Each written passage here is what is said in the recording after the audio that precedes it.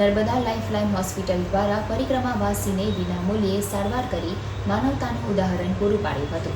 મહારાષ્ટ્રમાં આવેલા ત્રયંબકેશ્વર મંદિરમાં સેવા કરતા સંતની તબિયત સજોદ ખાતે બગડી હતી. સજોદ ખાતે હોસ્પિટલ ખાતે સારવાર અર્થે ખસેડાયા બાદ હાલ તેમની તબિયત સુધારવા પામી છે.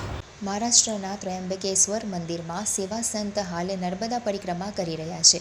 જેઓ પરિક્રમા દરમિયાન અંકલેશ્વરના સજોદ ગામ ખાતે પહોંચ્યા હતા, જ્યાં તેમની તબિયત અચાનક લથડી હતી, જેમને ક્રિટિકલ હાલતમાં ગામના નિલેશ પટેલ દ્વારા સંતને રિક્ષામાં હોસ્પિટલ લાવવામાં આવ્યા હતા. Narmada lifeline multi specialist hospital ખાતે લઈ આવ્યા હતા. સંતની સંપૂર્ણ સારવાર હોસ્પિટલ દ્વારા નિઃશુલ્ક કરવામાં આવી હતી.